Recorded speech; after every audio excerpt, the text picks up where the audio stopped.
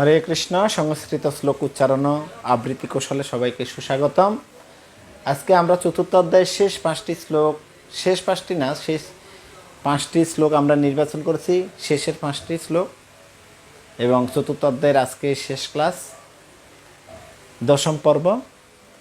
প্রথম শ্লোক 25 নম্বর শ্লোক। দৈবমেবা পরে যজ্ঞম যোগিন পরিযুপাসতে ব্রহ্মাজ্ঞা পরে যজ্ঞম নৈব যজ্ঞের নৈব উপজুহতি। তো এই শব্দটি দৈব যদি একসাথে উচ্চারণ করা হয় মূল সংস্কৃত শ্লোক থেকে দৈবমেবা পরে, কিন্তু ভেঙে যদি বলা হয় দৈবম এব অপরে যজ্ঞম, অন্তর্জাকে ওয়াইয়ের মতো উচ্চারণ করা হয়, যেমন যমরাজকে ইউবরাজ বা যমরাজকে ইয়মরাজ এবং যুবরাজকে ইউবরাজ বলা হয়, তদনুসারে যজ্ঞকে যজ্ঞ বলা হয়। আর যেহেতু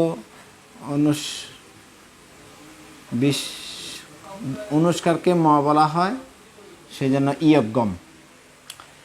দেবমেব অপরে যজ্ঞম যোগিনঃ পরিউপাসতে।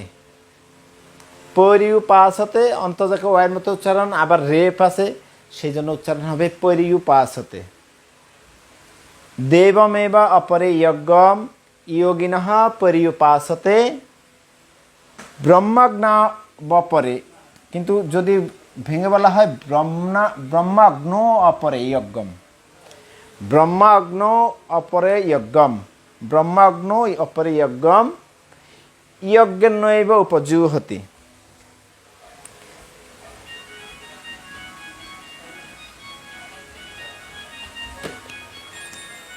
এই শব্দটাকে ভাঙালে কি হবে?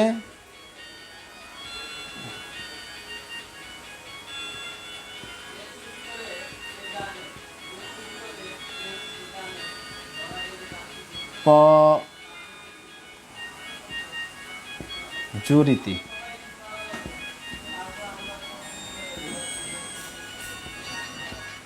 যজ্ঞেন এব প্লাস উপজুহতি।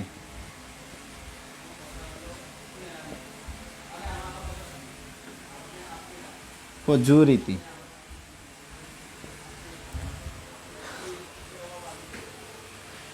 যজ্ঞেন এব উপজুরিতি। তাহলে এখানে তিনটা শব্দ খুব, দৈবম এব অপরে, আর হলো ব্রহ্মাগ্ন অপরে, আর যজ্ঞেন এব উপজুরিতি। যজ্ঞেন এব উপজুরিতি। তো আবৃত্তি সুরে বললে কি এমন হবে? দেবমেব পরে যজ্ঞম যোগিন পরিউপাসতে ব্রহ্মাজ্ঞা পরে যজ্ঞম যজ্ঞেনৈব উপজুরিতি। দৈবমেব পরে যজ্ঞম যোগিন পরিউপাসতে ব্রহ্মাজ্ঞা পরে যজ্ঞম যজ্ঞেনৈব উপজুরিতি। 34 নম্বর শ্লোক, অত্যন্ত গুরুত্বপূর্ণ শ্লোক। তদ্বিদ্ধি প্রণিপাতেন পরিপ্রশ্নেন সেবয়া উপদেক্ষন্তি তে জ্ঞানম জ্ঞানিন তত্ত্বদর্শিন। এখানে দর নিচে হসন্ত আছে, সেই জন্য তদ না হয়ে উচ্চারণ হবে তদ। তদ্বিদ্ধি প্রণিপাতেন পরিপ্রশ্নেন সেবয়া উপদেক্ষন্তি। ক্ষীয় বর্ণটি হচ্ছে ক প্লাস মূর্ধন্য স, এজন্য উচ্চারণ করার সময় দেখসন্তি, উপদেক্ষন্তি।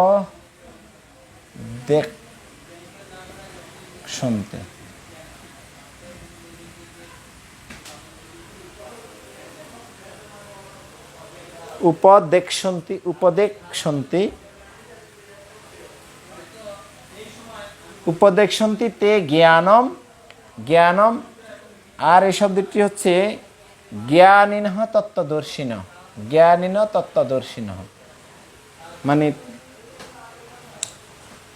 তত্ত্বতভাবে দর্শন করেন জ্ঞানীরা।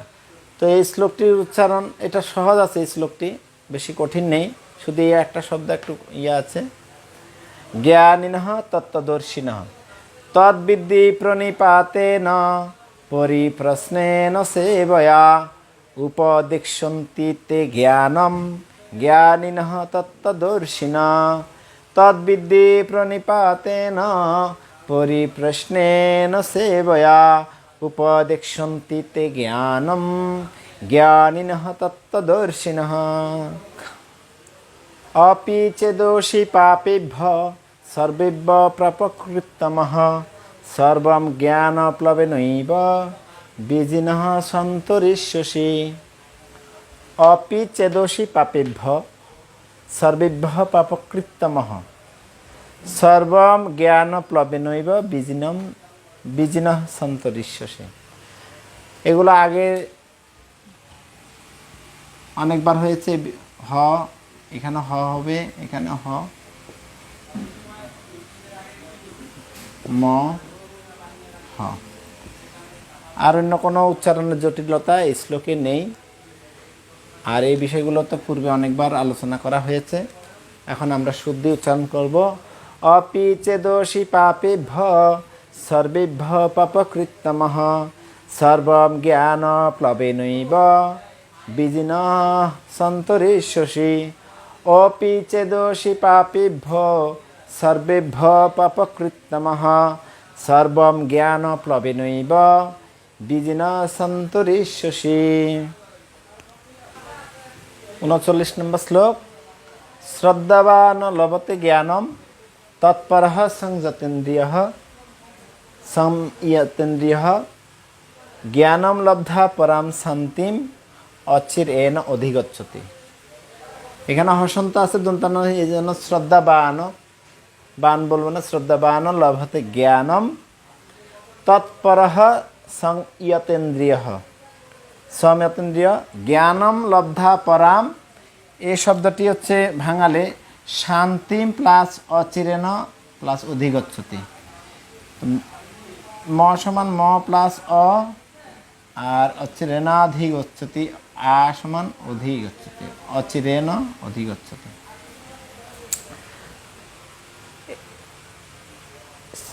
এই শ্লোকেও তেমন কোনো জটিলতা নেই। এই শব্দটা একটু ভাঙিয়ে বিশ্লেষণ করা হয়েছে।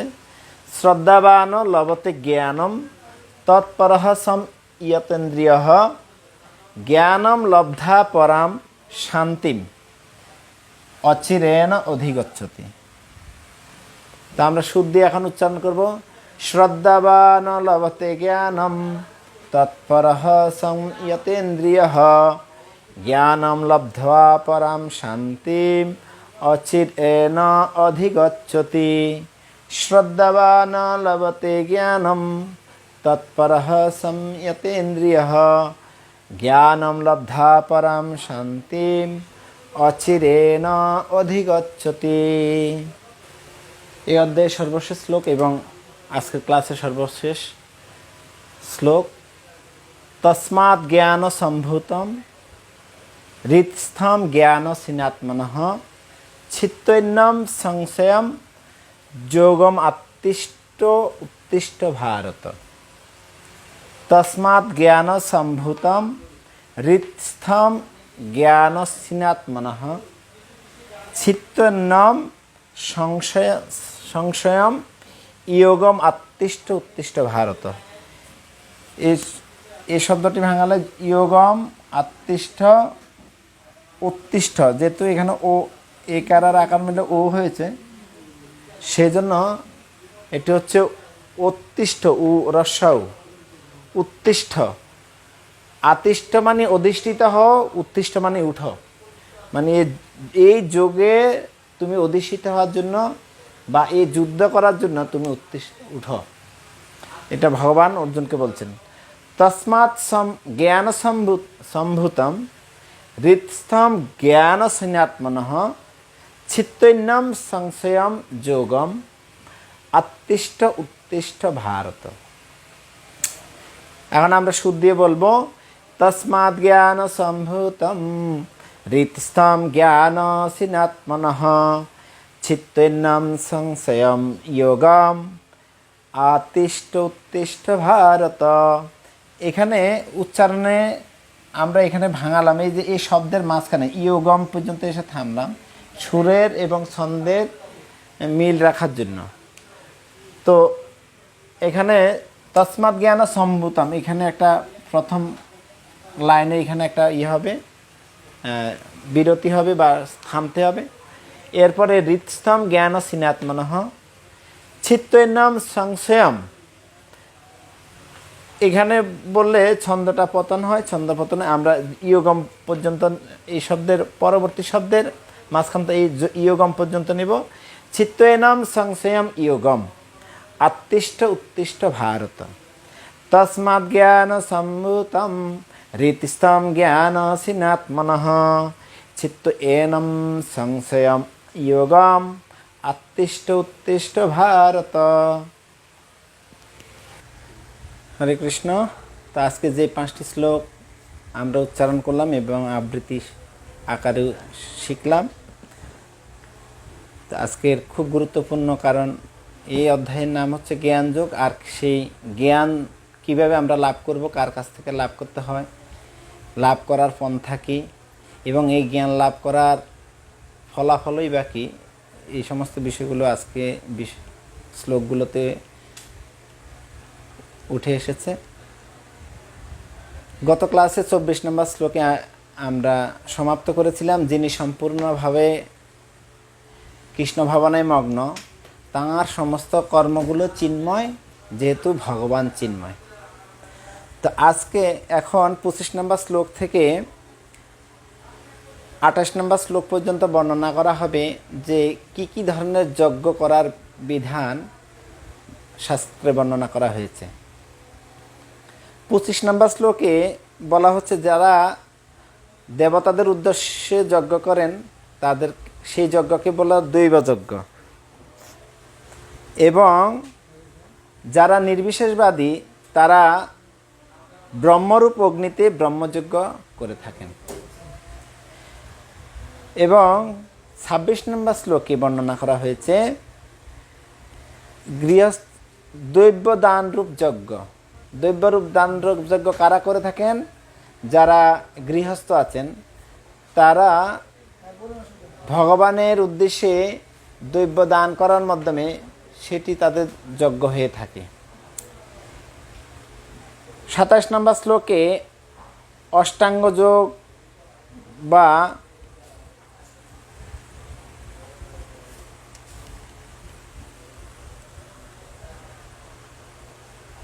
মাধ্যমে ইন্দ্রিয় সংযোগ করার মাধ্যমে এবং প্রাণ এবং অপ্রাণ বায়ুর নিয়ন্ত্রণ করার মাধ্যমে তারা আত্মসংযম করেন, সেটাও এক প্রকার যজ্ঞ। সেটাকে বলা হয় অষ্টাঙ্গ যোগ যজ্ঞ। এখানে পতঞ্জলি তিনি তার যোগ পদ্ধতিতে বলছেন প্রত্যগাত্মা এবং পরাগাত্মা। যে সমস্ত জীবাত্মা ইন্দ্রিয়ের বিষয় থেকে নিজেকে নিয়ন্ত্রণ করেন বা সংযম করেন তারা হচ্ছেন প্রত্যগাত্মা, আর পরাগাত্মা যারা এই ইন্দ্রিয়ের বিষয়গুলোকে নিয়ন্ত্রণ না করেন বা করেন না, ইন্দ্রিয়ের বিষয়ের প্রতি ধাবিত হন বা ইন্দ্রিয়ের কার্যে তারা লিপ্ত থাকেন, সেই সমস্ত জীবাত্মাদেরকে বলা হয় পরাগাত্মা। তো এইভাবে তিনি বিশ্লেষণ করেছেন। 28 নম্বর শ্লোকে বলা হচ্ছে বেদ অধ্যয়নরূপ যজ্ঞ, যেটাকে স্বাধ্যায় যজ্ঞ বলা হয়। স্বাধ্যায় যজ্ঞ কারা করে থাকেন?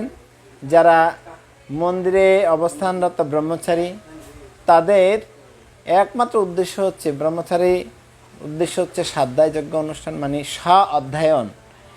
সমস্ত বৈদিক শাস্ত্র যা আছে সেগুলো অধ্যয়ন করার মাধ্যমে জ্ঞান লাভ করা এবং সেটি সমাজে বিতরণ করা। তো এইভাবে 28 নম্বর শ্লোকে বর্ণনা করা হয়েছে কি এই সমস্তগুলোকে বলা হচ্ছে যজ্ঞ। 29 নম্বর শ্লোকে বর্ণনা করা হচ্ছে যে যোগী কী করেন, যারা প্রাণায়ামের চর্চায় আগ্রহী তারা অপান বায়ুকে প্রাণবায়ুতে এবং প্রাণবায়ুকে অপান বায়ুতে আহুতি দিয়ে অবশেষে প্রাণ এবং অপ্রাণ বায়ুর গতিরোধ করে সমাধিস্থ হন। কেউ আবার আহার সংযম করে প্রাণবায়ুকে প্রাণবায়ুতে আহুতি দেন। তো শিল প্রভুপাদ তাৎপর্যে বর্ণনা করেছেন এই ধরনের যোগী এবং ভক্তের মধ্যে কী ধরনের পার্থক্য আছে। ভগবত ভক্ত তিনি স্বভাবতই স্বতঃস্ফূর্তভাবে ভগবানের সেবায় যুক্ত, সুতরাং তাকে আলাদা করে ইন্দ্রিয় সংযমের জন্য আলাদা যোগা পদ্ধতির কোনো পন্থা গ্রহণ করার আবশ্যকতা নেই। যেহেতু তার প্রত্যেকটি ইন্দ্রিয়গুলো ভগবানের সেবায় নিয়োজিত হচ্ছে, তাহলে সেটাই হচ্ছে যোগ বা যোগ অভ্যাস।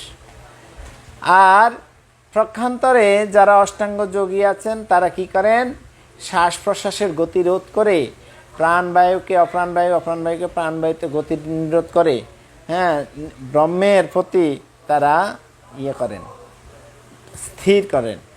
তো সেটা অত্যন্ত কষ্ট সাপেক্ষ, কিন্তু ভগবত ভক্তের যে সেবা, ভগবানের সেবা, এর দ্বারা সমস্ত যোগ সাধিত হয়ে থাকে।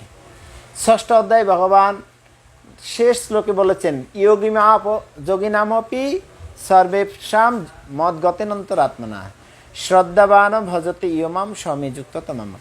যোগী নামপি সর্বেষাম মদ্গতেন, যাদের মন এবং প্রাণ অন্তরাত্মা ভগবানের প্রতি নিবিষ্ট, যোগী নামপি সর্বেষাম মদ্গতেনন্তরাত্মা শ্রদ্ধাবান ভজতে ইয়মাম, সেই সমস্ত শ্রদ্ধাবান ব্যক্তি ভগবানের ভজনা করেন স্বামী যুক্ততম, এবং তারা সবচেয়ে ভগবানের অন্তরঙ্গ সেবায় যুক্ত। কেননা তাদের প্রত্যেকটি ইন্দ্রিয় দ্বারা তারা ভগবানের সেবা করছেন। 29 নম্বর শ্লোকে যে বর্ণনা করা হয়েছে যে এই সমস্ত যজ্ঞগুলো করা হচ্ছে, বলা হচ্ছে যে আমরা বললাম দ্রব্যময় যজ্ঞ, দৈব যজ্ঞ, তপময় যজ্ঞ, যাগযোগ যজ্ঞ, স্বাধ্যায় যজ্ঞ, এগুলো সবগুলো যজ্ঞের উদ্দেশ্য হচ্ছে ইন্দ্রিয়কে সংযত করা। এবং এই সংযম করার ফল কি, এই ইন্দ্রিয়গুলো সংযত করার মাধ্যমে কী হবে, ফল হচ্ছে অন্তিমে ভগবদ্ধামে প্রবেশ বা ভগবানের সান্নিধ্য লাভ। তো ভগবত ভক্ত যেহেতু তার প্রত্যেকটি ইন্দ্রিয় দিয়ে ভগবানের সেবা করেন এবং তিনি চিন্ময় জগতে প্রবেশ করেও ভগবানের সে নিত্য সেবায় যুক্ত হন, এটি 29 নম্বর শ্লোকের প্রতিপাদ্য বিষয়। 31 নম্বর শ্লোকে বর্ণনা করা হয়েছে, এই সমস্ত যজ্ঞ যে হচ্ছে, এই যজ্ঞ অনুষ্ঠান না করে কেউ সুখী হতে পারে না। তো যেখানে এই জগতে যারা সুখী হতে পারবে না, পরলোকে তাদের সুখ লাভ কীভাবে সম্ভব হবে, সেটি কখনোই সম্ভব নয়। 32 নম্বর শ্লোকে বলা হচ্ছে, যজ্ঞসমূহ, এই সমস্ত যে যজ্ঞর কথা আলোচিত হয়েছে, এই সমস্ত যজ্ঞসমূহ শাস্ত্র অনুমোদিত। সেগুলিকে জানার মাধ্যমে মনুষ্য জাতি, মনুষ্য জীব মুক্তি লাভ করতে পারেন বা মুক্তি লাভ তাদের সহজ হয়, সম্ভব হয়। 33 নম্বর শ্লোকে বর্ণনা করা হয়েছে, এ যজ্ঞের পার্থক্য নির্দেশ করা হয়েছে। দ্রব্যময় যজ্ঞ থেকে জ্ঞানময় যজ্ঞ শ্রেষ্ঠ, আর যেহেতু জ্ঞানময় যজ্ঞ শ্রেষ্ঠ, আর সমস্ত কর্মই তখন চিন্ময় জ্ঞানে পরিসমাপ্তি লাভ করে। 34 নম্বর শ্লোক খুব গুরুত্বপূর্ণ, যেটি এই অধ্যায়ের মূল শ্লোক আমরা বলতে পারি। কেননা কিভাবে এই জ্ঞান লাভ করতে হয়, তদ্বিদ্ধি প্রণিপাতেন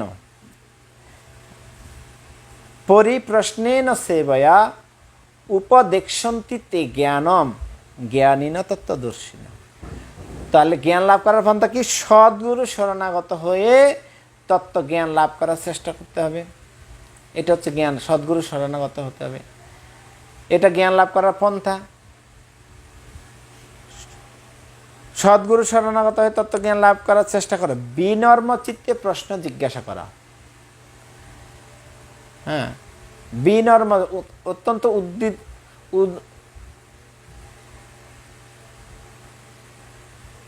খুব উত্তেজিত হয়ে বা আবেগপ্রবণ হয়ে প্রশ্ন করা উচিত নয়। বিনর্ম চিত্তে তাকে উদ্যত মনোভাব নিয়ে সদ্গুরুদেবকে কখনো প্রশ্ন করতে হয়। বিনর্ম চিত্তে তাকে প্রশ্ন করা এবং অকৃত্রিম সেবার দ্বারা তাকে সন্তুষ্ট করা। তো এভাবে যখন সদ্গুরুদেব সন্তুষ্ট হবেন, তখন তিনি কি করবেন, তাহলে সেই তত্ত্বদ্রষ্টা পুরুষেরা তোমাকে জ্ঞান উপদেশ দান করবেন। তো জ্ঞান উপদেশ দান লাভ করার উপায় হচ্ছে সদ্গুরু শরণাগত হতে হবে, তাকে বিনম্র চিত্তে তাকে প্রশ্ন করতে হবে। প্রশ্ন করাটাও এক ধরনের সেবা। বিনম্র চিত্তে প্রশ্ন এবং অকৃত্রিম সেবা দ্বারা তাকে সন্তুষ্ট করা। যখন তিনি হৃদয় থেকে প্রসন্ন হবেন তখন তিনি সমস্ত বৈদিক শাস্ত্রের জ্ঞান হৃদয়ে আপনা থেকে প্রকাশিত হবে। এই সম্পর্কে একটি আছে, আমাদের অন্যতম আচার্য ছিল নরোত্তম দাস ঠাকুর মহাশয়। তিনি যখন সদ্গুরুদেবের কৃপা লাভের আশায় বৃন্দাবনে গমন করলেন, তখন তিনি শ্রীল লোকনাথ দাস গোস্বামী সাক্ষাৎ লাভ করেন এবং তিনি দর্শনে তিনি তাঁর কাছ থেকে দীক্ষা গ্রহণ করার বাসনা পোষণ করলেন।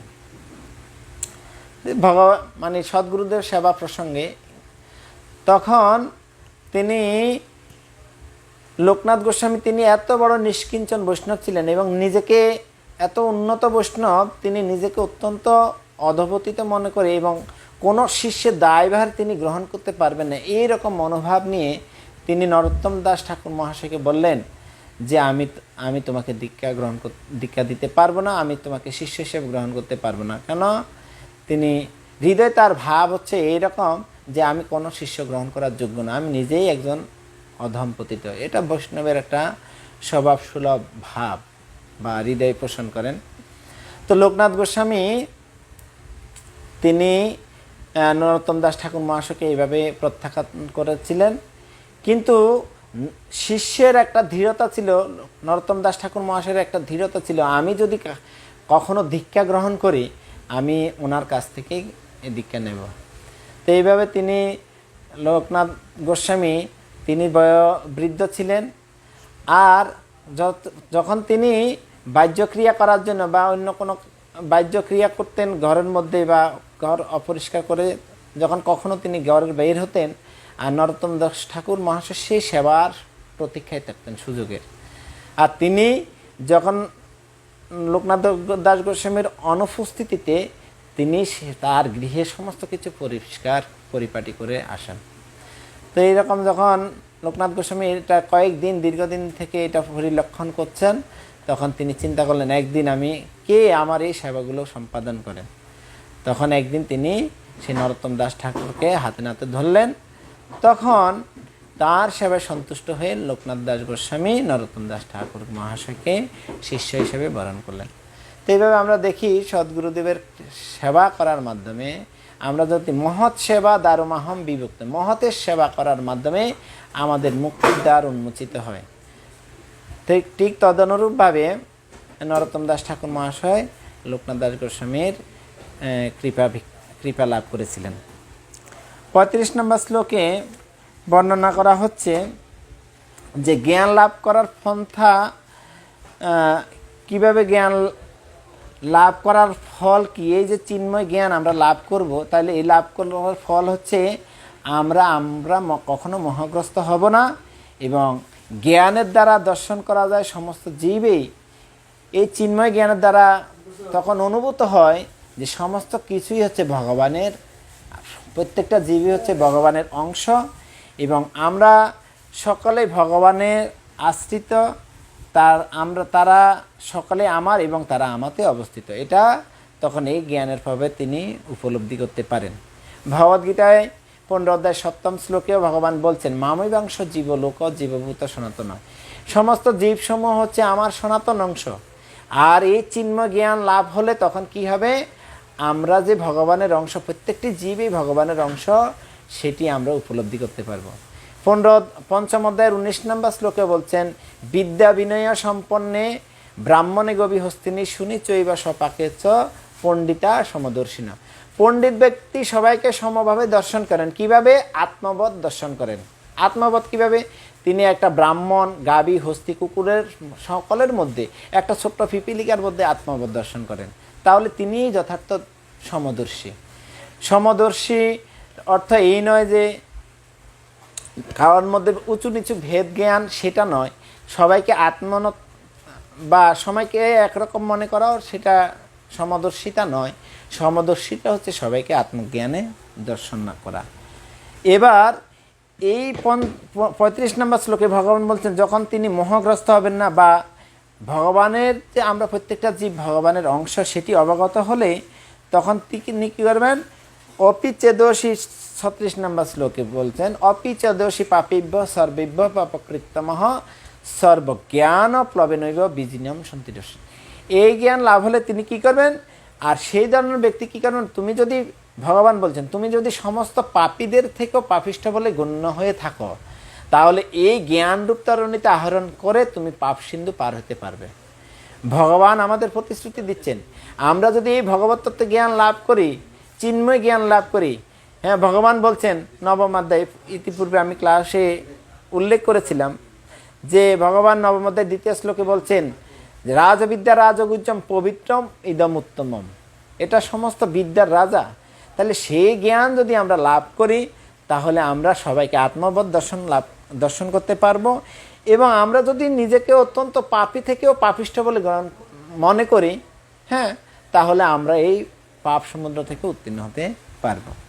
37 নম্বর শ্লোকে সেই জ্ঞান লাভ হলে কি করা হয়, ভগবান অর্জুনকে বলছেন প্রজ্বলিত অগ্নি, একটা দৃষ্টান্ত স্থাপন করেছেন। প্রজ্বলিত অগ্নি যেমন সমস্ত কাষ্ঠকে দগ্ধ করে, তেমনি জ্ঞানের দ্বারা বা জ্ঞানাগ্নির দ্বারা, জ্ঞানরূপ অগ্নির দ্বারাও আমরা আমাদের সমস্ত কর্মফলকে নাশ করতে পারি বা এটাকে কি বলে, দগ্ধ করতে পারি। 38 নম্বর শ্লোক চিন্ময় জ্ঞানের মতো ভগবান বলছেন চিন্ময় জ্ঞানের মতো পবিত্র আর কিছু নেই। যেটি বলা হচ্ছে যে পবিত্রম ইদম উত্তমম, পবিত্রম এবং উত্তমম সবচেয়ে উত্তম সেটি হচ্ছে এই জ্ঞান, চিন্ময় জ্ঞান। চিন্ময় জ্ঞানের মতো পবিত্র আর কিছু নেই। এই জ্ঞান সমস্ত যোগের পরিপক্ক ফল। সমস্ত যোগ যত রকম, এই যে দৈবযজ্ঞরূপ যোগ, সাধ্যায় যোগ, তপযোগ, দৈবযোগ, হ্যাঁ, সমস্ত যোগের মধ্যে বা সমস্ত যজ্ঞের মধ্যে এটা হচ্ছে পরিপক্ক ফল। এবং ভগবত ভক্তির মাধ্যমে যিনি এই জ্ঞান লাভ করেছেন তিনি ক্রমান্বয়ে বা কালক্রমে পরাশান্তি লাভ করবেন। এই 38 এবং 39 নম্বর শ্লোকে কিভাবে আমরা পরাশান্তি লাভ করতে পারি বা ভগবানের চিন্ময় ধামে প্রবেশ করতে পারি সেটা এই জ্ঞান লাভের মাধ্যমে। 39 নম্বর শ্লোক সংযতেন্দ্রিয় এবং তৎপর হয়ে শ্রদ্ধাবান ও লভতে জ্ঞানম তৎপর সংযতেন্দ্রিয়। যখন শ্রদ্ধাবান ব্যক্তি কি করেন, শ্রদ্ধাবান ও লভতে জ্ঞান। যিনি শ্রদ্ধাবান, কিসের প্রতি শ্রদ্ধা, ভগবানের প্রতি শ্রদ্ধা, ভগবানের ভক্তির প্রতি শ্রদ্ধা, বৈষ্ণবদের প্রতি শ্রদ্ধা, গুরুদেবের প্রতি অকৃত্রিম শ্রদ্ধা। সেই শ্রদ্ধাবান কি করেন, জ্ঞান লাভ করতে পারেন। শ্রদ্ধাবান ও লভতে জ্ঞান। আর এই জ্ঞান লাভ করলে কি হবে, তৎপর সংযতেন্দ্রিয়, আমাদের ইন্দ্রিয়গুলো সংযত হবে। ইতিপূর্বে বর্ণনা করা হয়েছে এই ইন্দ্রিয়গুলো সংযত হলেই আমরা চিন্ময় জ্ঞান লাভ করতে পারবো। তৎপর সংযতেন্দ্রিয় জ্ঞানম লব্ধা পরাম শান্তি মচিরেন অধিগচ্ছি, তারপর তিনি পরাশান্তি লাভ করতে পারবেন।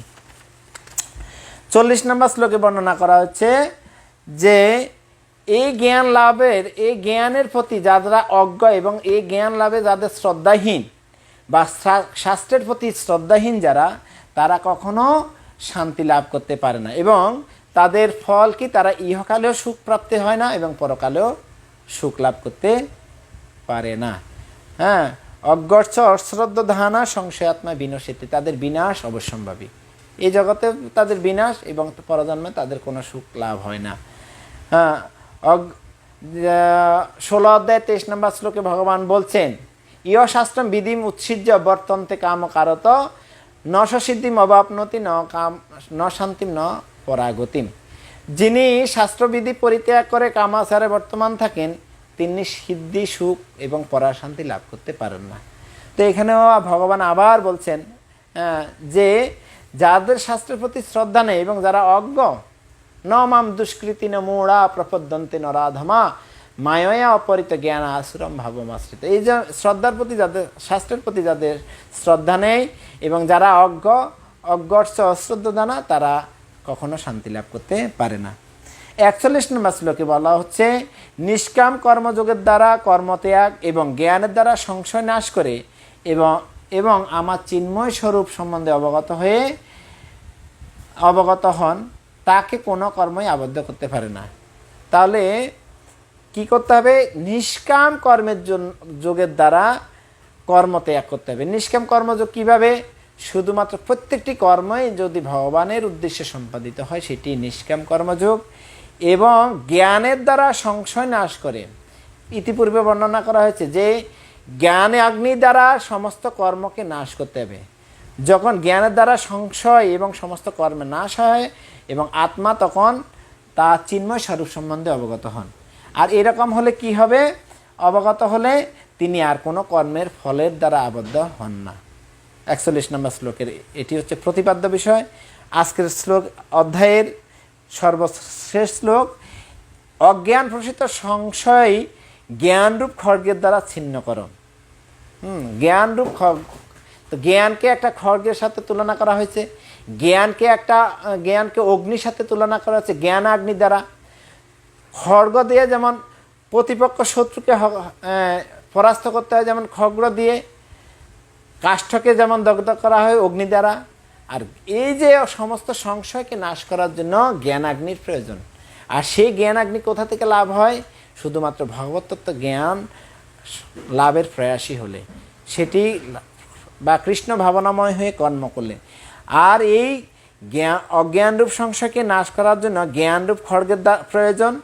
আর এই জ্ঞানরূপ খড়গের দ্বারা যুদ্ধ করার মাধ্যমে ভগবান অর্জুনকে বলছেন, চিত্তৈন সংশয়ম, তোমার সমস্ত সংশয় দূর করো, নাশ করো, এবং যোগম আত্মি উত্তিষ্ঠ ভারত। আত্মিষ্ঠ মানে অধিষ্ঠিত, উত্তিষ্ঠ মানে যুদ্ধ করার জন্য উঠে দাঁড়াও হে ভারত। হে অর্জুন, তুমি এই যে জ্ঞান লাভ করেছো, এই জ্ঞান অগ্নি দ্বারা তুমি সমস্ত কর্মের বন্ধনকে ছেদন করো। তোমার দেহের সাথে সম্পর্কিত যে সম্পর্কিত হওয়ার ফলে তুমি তাদেরকে যুদ্ধে পরাস্ত করতে চাচ্ছ না বা যুদ্ধ করতে অনাগ্রহ প্রকাশ করছো, সেটি এখন দূর করে তুমি যুদ্ধের জন্য প্রস্তুত হও। এইভাবে ভগবান এই অধ্যায়ে ভগবান অর্জুনকে জ্ঞান দান করলেন। এই জ্ঞানের মাধ্যমে ভগবান অর্জুনকে বোঝাতে চাচ্ছেন যে তোমার জ্ঞান অগ্নি দ্বারা এবং অজ্ঞানরূপ সন্দেহকে দূর করার জন্য খড়গের বা শত্রুকে পরাভূত করার জন্য যেমন খড়গের প্রয়োজন, তোমার হৃদয়ে যে অসুর প্রবৃত্তিগুলো আছে, যে আসরিক প্রভাবের কারণে তুমি যুদ্ধ করতে রাজি হচ্ছ না বা আগ্রহ প্রকাশ করছো না, এখন তুমি সেই যুদ্ধের জন্য প্রস্তুত হও। এইভাবে ভগবান অর্জুনকে উপদেশ দিলেন। হরে কৃষ্ণ কৃষ্ণ কৃষ্ণ কৃষ্ণ হরে হরে, হরে রাম রাম রাম।